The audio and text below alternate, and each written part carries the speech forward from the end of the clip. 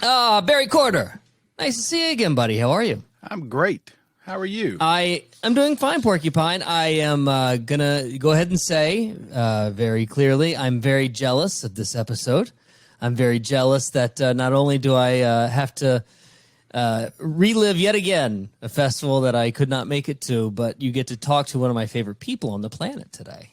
I love everything about this. There's so much that I want to get into. Okay. With this one, when it happened, but let's just rewind. Before the festival, you said, I think I want you to talk to Becca. And I was like, oh yeah, definitely want to talk to Becca. The day of was amazing. She and Maddie were so great, and that was awesome. And the week after, I thought that was a lot of fun. This is why I really enjoy Bonnaroo and the whole business. Basically, you get to see somebody go from start to finish, or not start to finish, but yeah, grow. but you would feel that even if there wasn't like a connection. 100%, 100%. This is my favorite thing in my entire career, is to be able to see somebody, interview, meet, whatever, start from the beginning and then follow a career. That is my favorite thing. And the fact that you have this connection makes it even better. But this last few days, and I'll be honest with you, and I really want to get into this, and I'm probably going to surprise you because I'm feeling a little nostalgic or whatever, old, call it whatever. But it's the back pain.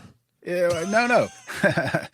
No, it's the recapping this whole Bonnaroo thing, listening to the Rooham guys and even the real Roo Bus guys, and just kind of thinking about how important this festival has become to us. And this episode just sort of, for whatever reason, this week hit me. Like, this is a big part of my life. Oh, Barry, that's so cute. I know, right? I knew you were going to make fun. And I'm not making fun. I promise I'm not making fun. It's sweet. It is. I mean, because it is a very big part of our lives. It's unbelievable, right? I mean, we do this stupid podcast.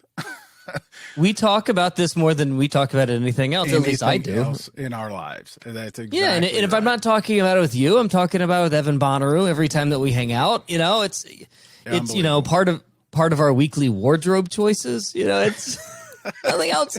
Nothing else is this. I mean, other than maybe the Mets for me and the Washington football team, formerly the Redskins. Like, those are the three things I probably talk about the most. Notre Dame football for me used to be, but I don't even talk about that because I don't have anybody to talk about it with. Not like this. No kidding. So I have you. And this is the first time. That's a great point, because this is the first time in my life I've ever been living here that I've been able to actually talk about the Mets on a regular basis. Yeah. Yeah. So, I mean, it really is that impactful. And listening to those other podcasts and our podcast and realizing that this is what we talk about all the time is nuts, right? Yeah. I was trying to think. It'd be nice if we could get paid for it, to be honest with you. I know, right? But, you got to figure something out, man. There are other things. I'm sure gamers would say, that's what they do all day long. And I get that. And I was trying not to overstate it. But this community, I mean, it's across the nation. We are now friends with people from all over the country because of this festival.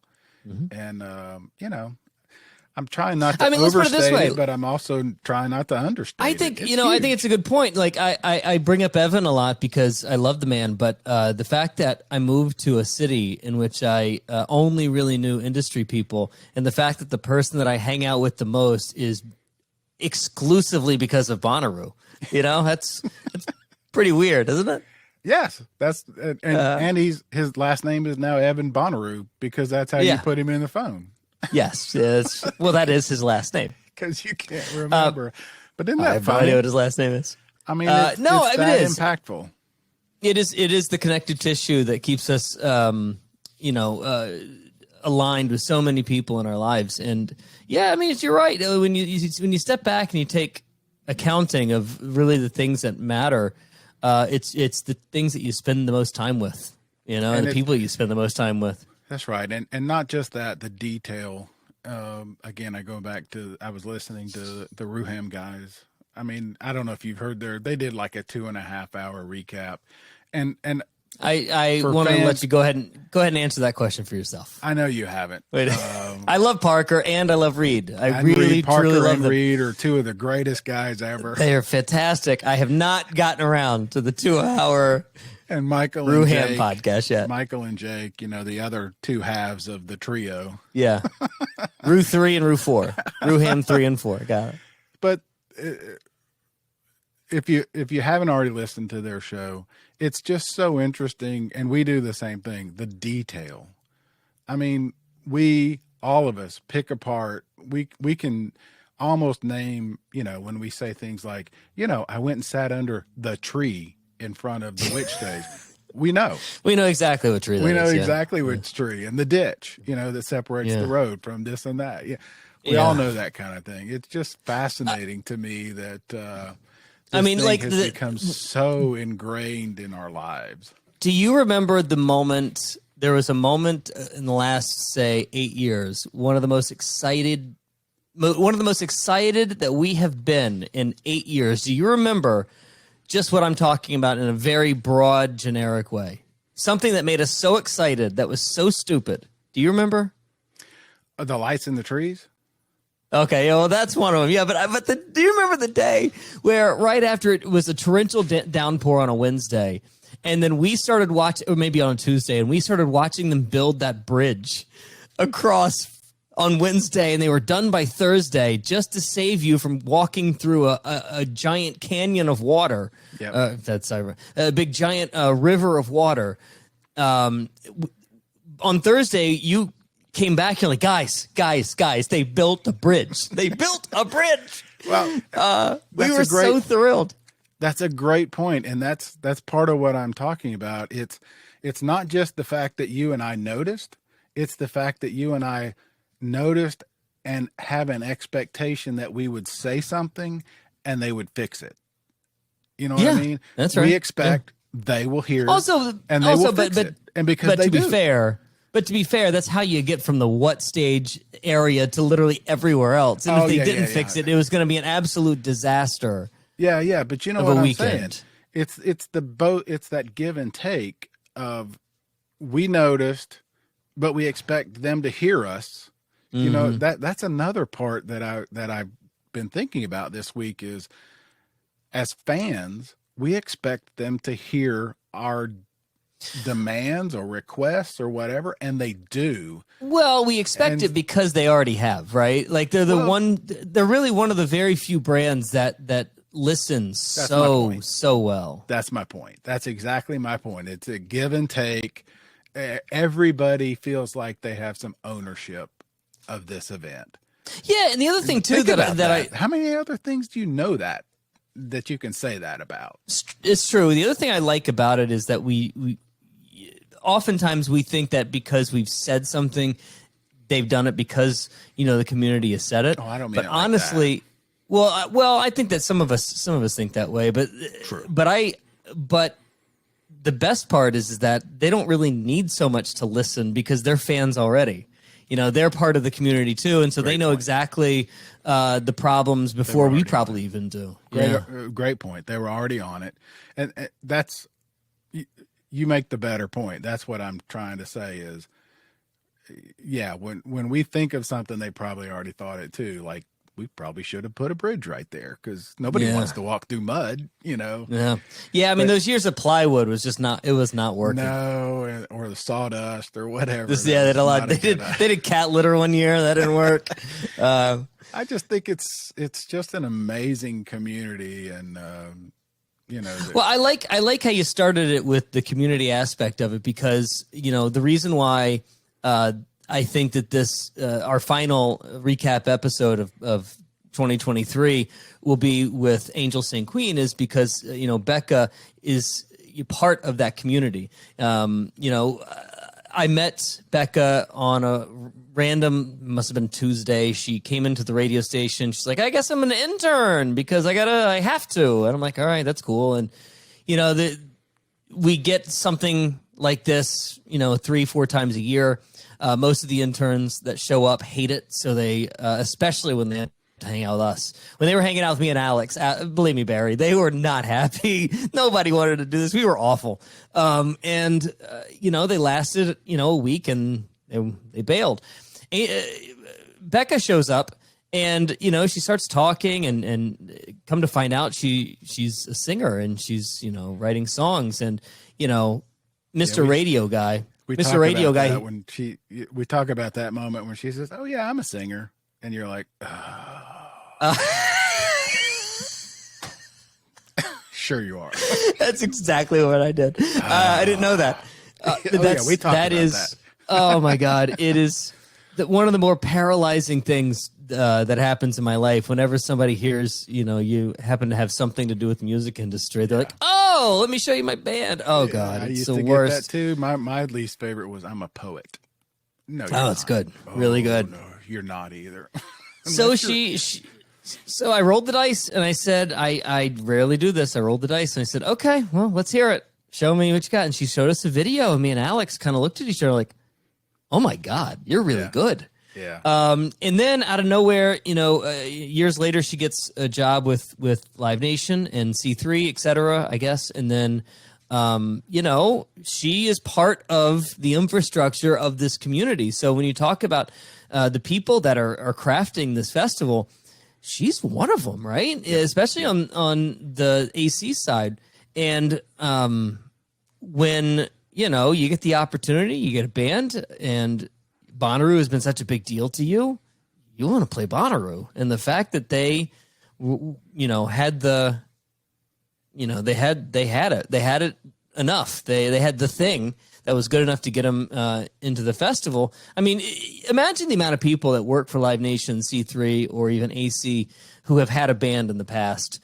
And they're like, "Well, I'd like to play Bonnaroo." Sure. And how many of them actually did? Great. So I'm just so proud of her. I told you the first day that she was working, I told you, I said, "This is the best kid that's ever come through That's exactly our building." how you introduced. You said, "This kid is a star. This kid is a star." And I think that was before you even knew she was a singer. I mean, I knew she was, but I had no idea. Yeah, I didn't say that part. You just said this kid is. She can do anything she wants. Literally anything she wants. You were way high on her future, and I think that's why it made me think about this week. Is this just represents everything that's been so great about the Bonnaroo experience for me, and I think for you. I mean, to be able to meet her and do an interview, in the area where we've interviewed so many famous people. Do you remember she was there the first year of Dua Lipa? She was just hanging around with us when Dua came over and just said hi for a while. Or do you remember that when Dua came over to hang out? Yeah, I do now. She was just milling around. Yeah, just milling around, working the security. Brings so many things around, and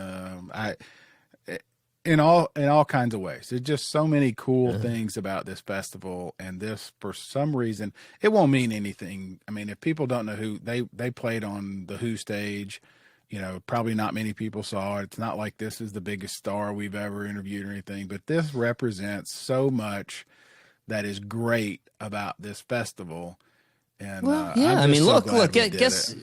Guess who else played that stage? The Black Keys. Everybody. Guess who else played That's that the stage? point. Portugal the Man. That's my point. Everybody has a first show. Nobody started out on the, doing arenas. Everybody had to start somewhere. And this just represents everything that I love about this festival. Good. For so many reasons. I have yet to hear it. I have purposely not listened to it because I want to listen to it right now. And then I guess we'll come back and we'll tell you the plan for the next few months. So here we go. Angel St. Queen on the What Podcast. Enjoy. All right. We're back on the What Podcast. Lord Taco and Barry Quarter. We're here with Angel St. Queen, Becca, and Maddie. Welcome. Thanks so much. All right, true confessions. I made him do that because I knew I was going to mess up the name. So It's okay. Sometimes people call us Angle Street Corn. It sounds a lot like Angel. I can't even say it now. Angel St. Queen. Now you're good. We've got you doing it. Yeah. All right. So the obvious first questions is, how's your Roo been? How's Bonnaroo been for you guys? Oh, it's been awesome. Incredible. It's been so great. This is my 6th Roo. My 7th. So you performed on Thursday. Yes. Show was good. I didn't get here till this morning, so that was It's way okay. up on my list, right? Catch us next time. Yeah. Right. How'd it go? It went really well. Like, immediately getting on stage, the crowd was so kind. That's what I felt. I'm like, Yes. everybody here is like with me right now, and they're Yes. down. They're down Very for whatever. kind and engaged, and we just had a blast on stage. Yeah. I mean, our band, we're all friends, so Yeah. we just went up there with the intention to have fun. So, And we and did. we did. We had a whole lot of fun. Exceeded expectations. So because you're veterans, what was the expectation? You've been here, you know what it's like, and now you're here as an artist. I tried to not have Have any. expectations, but the Who stage is different this year. It's under a tent. It's bigger. It has more production. So that alone exceeded my expectations. That felt really cool. And I think also there was a fear that people wouldn't come to our set because we're pretty new. So that was something I felt a little bit nervous about, but also it wasn't something I cared too much about because I just wanted to. I think we like try to approach this thing of like, if we're having fun on stage with each other, like we're performing for each other, our job when we get on is to like have the best time we can, and then a crowd shut up. Yeah, exactly. Was this a priority on your wish list? Play Bonnaroo? I mean, this has been a dream since I Yeah. went to Bonnaroo the first time. That's what I. Yeah, definitely. Yeah. The so the expectation, and then you've talked about it a little bit, but now that it's over and you've had some real time to process, and you're walking around, it's Saturday now, and you said it exceeded everything. Absolutely. That crowd thing is, I mean, we've talked about that a lot. It is a little different crowd here, isn't it? Yeah, and I mean, we play in Nashville, which is a notoriously extremely quiet crowd. They're always Respectful. listening, very respectful, but it's quiet. Sometimes you're saying something and they're like, Don't want to you're like, interrupt. no, like it's totally fine. I just like ripped a guitar solo and like you're literally not responding, but it's fine. Bonnaroo was like, I like played a note, and they're like, yeah, it was awesome. Just loving. Bonnaroo is just a special place. Like, it is different. It's a whole different community. I don't even know how to describe it. My parents came to see our set. So we're from Nashville and grew up in Franklin. So we're just right down the road. And my parents had never been before. They actually wouldn't let me go in high school. And I begged and begged to please let me see Paul McCartney. But they never did. But look at us now. Yeah. But my dad, after our set, just said how nice everyone is. Wow. Like, everyone came up to my parents because I gave them a shout out, and they were just like, "Oh, we love that you're here. This is awesome," and just started talking to my parents, and so I think that kind of, in a nutshell, explains the Bonnaroo community and just the culture and atmosphere here. I don't think we've ever asked this question, but how now is being an artist and attending different, especially since you've been here for several days? How is that different? Is it different? Not just the performing, but just the whole Yes. scene. It's interesting because I actually have a really, really special relationship with Bonnaroo. I went as a festival goer a couple times in college and had a blast, and but then I actually ended up going into the music industry to work in the business. I kind of didn't believe in myself enough as an artist and just shoved that to the side until the pandemic is when we really got things going. But I've been to Bonnaroo as an attendee, I've been to Bonnaroo as an intern, and I've been to Bonnaroo as an employee. And now I'm at Bonnaroo as an artist. And that's really, really, really cool. I think, the coolest part for me is like, I have a friend, two friends that are playing with Devin today, and we just got to hang out with them in catering and talk to them, two people who we hang out in Nashville, like clubs and stuff. Freeze, and like, so seeing all your friends here that you see on like our small stages in our local scene all playing together is really lovely, and everybody seems to have these tender moments where they just like have a nice shared experience. Like, it's cool that we're here. We're happy to be very here together. cool. Russ, I'm hogging the microphone. I know you have a question. How long are you staying? Are you staying the whole weekend through Sunday? Yeah. Yep. Yeah? For sure. All right. For sure. So you're not Here one all of those weekend. just going to fly in and then fly out after your set? Right. Well, we'll drive an hour home. Yeah, not like it's that far. Yeah. Well, who's on your list today and tomorrow then? Remy Wolf. Remy Yep. Cheryl, of course. Of course we're going to Cheryl. Super Jam. Tomorrow, honestly, Pixies. They're one of my favorite bands of all time. I've always wanted to see them. And Yes. I'm also super stoked to see Jacob Collier because he has such a cool way of getting the crowd to participate and be involved, and he orchestrates like this beautiful choir with the audience. And so I'm really excited to see that at not just a festival setting, but at Bonnaroo. It's going to be magical. Nice. All right, that was it for me. All right, so let's get down to it now. Okay. Brad Steiner. Yeah. Oh, yeah. I know him. Brad. That's his name in my phone still. Is that right? Brad Steiner. We got to hear Brad. We got to hear. I don't know if you know. I don't know Brad. She interned with our co-host. I did. We have to Yes. we have to rag on Brad sometime before this is over. Absolutely. He's not Nobody here, by the better. way. No, like, He's not I'm willing here. to rag on Brad. I don't know him, but I will do it. All right, No, Becca, I on, have be to give truthful. him He's a not little bit here. of credit of just supporting me, and he met me at a time in my life where I was very unsure, and he just made me feel supported, and he made me feel like the decisions I was making were validated, and he's not just when I interned with him, but beyond that, when I was working for AC Entertainment or interning with Lock and Key Productions, he would always make sure to shoot me a text and congratulate me or see what's going on and catch up with me. So, yeah, Brad has a special place in my heart for sure. Where's Yeah, that's not all what I wanted to Where's hear. the lie? But he sucks this year. Not at He's all. a little full of it. A little.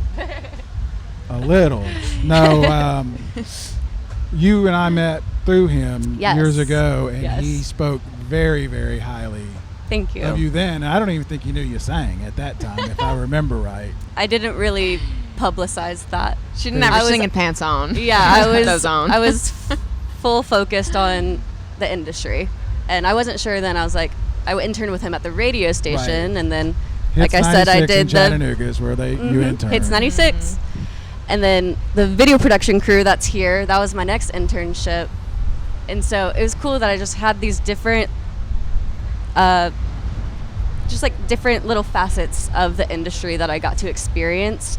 And then I worked at AC Entertainment after that in marketing. And then I actually moved to LA for a little bit, worked in management for a second, came back to Nashville, worked in booking for a minute, and then recently resigned from my corporate job in March to full-time pursue. Wow, good for you. Music. Congratulations. Thank you. You probably figured out all that music industry stuff gets you the occasional ticket to a good show, but it doesn't pay very well, does it? Yeah, you said it. What was great is that she always got a +1. That's So true. I also got to go There's to perks the free to it, shows. for sure. There's perks. For you. For I me. did want to say, For me, there were perks. I think because it's kind of funny. I think Brad said at one point when you finally did say, well, you know, I sing a little, and his immediate reaction was, I know, not that again. everybody's a singer, right? That's kind of why I didn't probably a good for a while. instinct. I grew up in Nashville. Everyone and their father is a I wanted to songwriter. just say something on that is that I play a little bit just garage band style for years, but I've been radio forever, and I did the same thing. I didn't want to bring that to the people. Like, oh, I play music, guys. Like, Yeah. of course you do. Who doesn't? It's like like every- a remote, you know? Yeah, It's like and there's everybody's a poet. right, No, right. you're not. It's also funny, like I'll bring friends to Nashville and like we'll be sitting in a circle and people just go, "So what do you play?" And they're like, "Oh, I'm not a musician." And everyone's like, "Oh, okay. What do you do? What do you do So then?" what do you do then? So Exactly. how did you guys get together? We've been friends since high school. We've been Oh, friends nice. since high school since we were 14. 14. And always liked the same music and then never played together. And then the pandemic, we started writing Yeah. just for fun. Yeah. Yeah, we Nice. became best friends in high school and went our separate ways for college, and the pandemic brought us back to Nashville at the same time. So, Yeah. All right. You got anything else? Because we're here and because we love Bonnaroo so much, we're going to assume that this is now the high water mark on your career. Yes. I'd say so. What's the next goal? The next goal, Tour. touring. Yeah. Opening for a very sick band. Yeah. Nice. She's like, or headlining. Or headlining. Yeah. Getting on a cool tour. Why not? Yeah. Okay. Yeah, I think that's the next goal is, a good support tour. Well, congratulations. You Thank survived you. Brad. Yeah. Survived your So far. Bonnaroo. I know. So And- far. We can't thank you guys enough for doing this. Oh, Yeah, thank And you we for wish having the us. best. Our favorite thing, mine anyway, our favorite thing is to meet a band Yeah. and watch it. Oh, Absolutely. God. I can't wait for the next one. Thanks, Barry. Thank you so much. All right. Thank you. Thanks. Oh man, what a lovely chat with the girls from Angel St. Queen, Maddie and Becca. Barry, Taco, you guys did a great job. I would like to. I couldn't get her to dish. She wouldn't give up any secrets. We tried. Yeah, well, she got paid a lot of She's a money. pro. She got She's paid a a lot pro. of money. So, I now that we've sort of really circled the wagons on Bonnaroo at this point, I think it's a good time, Barry, to sort of take a break. I think it's probably time for right. summer break. What do you think? I think we probably should. And Okay. I'm excited about what we have lined up. But you're probably right. Let's take a little bit of a break. I don't know how long that will be. What do you say? 3, 4, 5 months? I don't know if we can go that long. Okay, all right. We have Damn. too much lined up. I got some summer trips I've got to take. I got some summer trips to Greece and Italy and Yeah, we have a lot of people we want to talk to. So Okay. we'll see. We'll figure it out. But we might take a couple of weeks off and regroup. And I'm very excited about who we're lining up to talk to. Okay.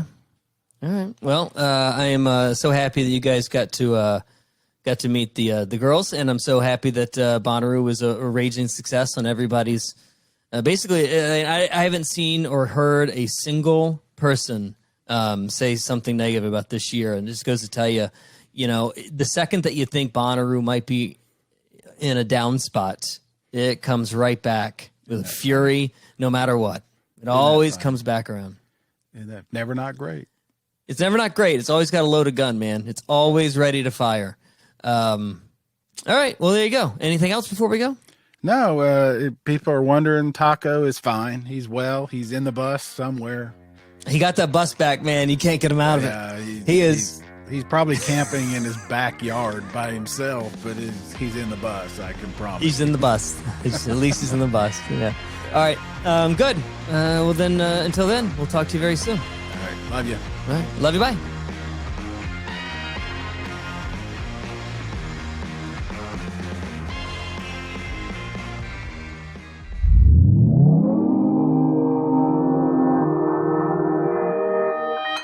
Consequence Podcast Network.